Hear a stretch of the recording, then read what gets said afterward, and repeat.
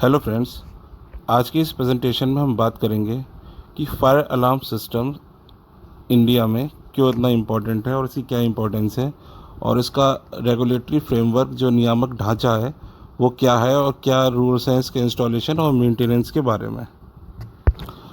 जिसके regulatory framework में national building code द्वारा जो फायर सर्विस एक्ट है उसका पालन करना सारी बिल्डिंग्स के लिए मैंडेटरी है, कानूनी रूप से अनिवार्य है।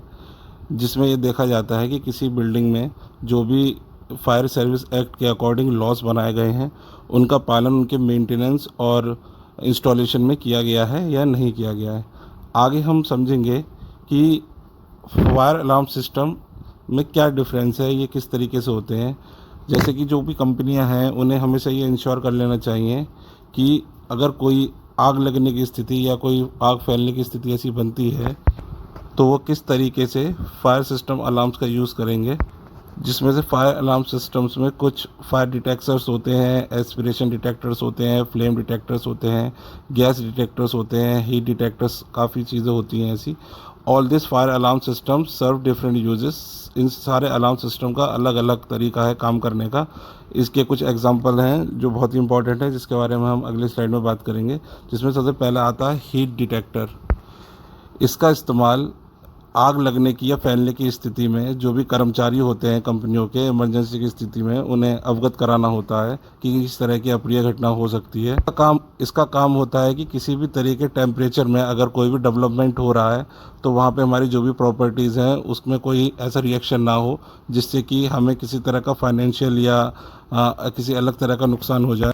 इस हीट डिटेक्टर की एक अच्छी स्टेबिलिटी होती है, ये काफ़ी लंबे समय तक काम कर सकता है। इसकी जो इंस्टॉलेशन कॉस्ट होती है वो भी कम आती है और ये हर तरह के मौसम में काम कर सकता है तथा किसी भी परिस्थिति में इसका रिज़ल्ट हमेशा अच्छा रहता है। इसलिए हीट डिटेक्टर्स जो होते हैं, आप अधिकतर जब भी किसी ऑर्गेनाइजेशन या किसी ऐसे बड़े इंडस्ट्रियल एरिया में जाते होंगे तो आपको वहाँ वो मिलते होंगे। ये बहुत ही इंपॉर्टेंट है फायर आउटब्रेक को रोकने के लिए, वहाँ के ऑक्यूपेंट्स को इसके बारे में अवगत कराने के लिए। दूसरा आता है स्मोक डिटेक्टर्स। स्मोक डिटेक्टर्स जो हैं ये बहुत ही फ़ायदेमंद होते हैं आग फैलने की स्थिति में। स्मोक डिटेक्टर्स जो हैं उन्हें बिल्कुल प्रॉपर जो भी उनका मेन्यू होता है उसके हिसाब से लगाना चाहिए। इसकी जो पैकिंग होती है उस पर भी इसके जितने भी मैन्युफैक्चरिंग इशू होते हैं और ये डिवाइस किस तरह से इंस्टॉल होता है, इसके इंस्ट्रक्शन क्या है, उस पर सब लिख के आते हैं।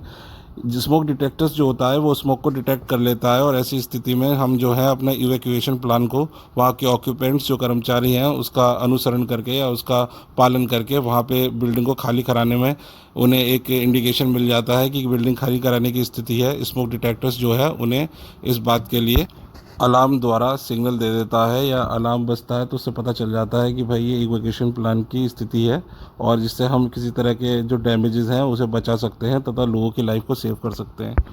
फिर हम बात करेंगे फ्लेम डिटेक्टर्स के बारे में। फ्लेम डिटेक्टर्स जो होते हैं ये साधारणतः इस्तेमाल किए जाते हैं जब आग लगने की जो होता है पहला पॉइंट होता है, जो इग्निशन पॉइंट होता है उसमें फ्लेम डिटेक्टर्स जो होते हैं फ्लेम को डिटेक्ट कर लेते हैं तथा अलार्म सिस्टम को ऑन कर देते हैं।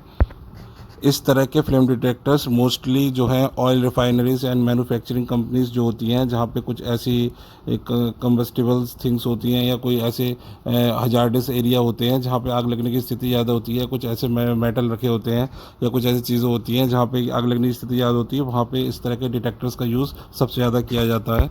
साधारणतः ये जो डिटेक्टर्स होते हैं 3 तरह की कैटेगरीज में आते हैं, जिसमें एक ऑप्टिकल होता है, एक यूवी होता है, एक आईआर होता है। तथा अंत में हम ये बात समझते हैं कि फायर अलार्म सिस्टम जो है ये बहुत ही ज़रूरी और बहुत ही इम्पॉर्टेंट फैक्टर है। अगर आपको अपनी कंपनीज़ या किसी भी ऐसे एरिया में या कोई इंडस्ट्रियल एरिया है वहाँ पर आपको अगर सेफ्टी की रिगार्ड में अगर कोई बात काम आपको पहले करना है तो आपको उसमें फायर अलार्म सिस्टम का यूज़ करना है, क्योंकि इनके प्रॉपर इंस्टॉलेशन और इनके प्रॉपर मेंटेनेंस से आप फायर आउटब्रेक की स्थिति को बहुत कम कर सकते हैं तथा होने वाले रिस्क को, चाहे वो लाइफ रिस्क हो चाहे वो आपका फाइनेंशियल रिस्क हो, इसे आप बहुत कम कर सकते हैं। इसलिए फायर अलार्म सिस्टम जो है खासकर इंडिया में और वर्ल्ड वाइड बहुत ही इंपॉर्टेंट फैक्टर है और फायर अलार्म सिस्टम्स का प्रॉपर मेंटेनेंस और प्रॉपर इंस्टॉलेशन होना चाहिए और इसका यूज़ करना चाहिए। Thank you.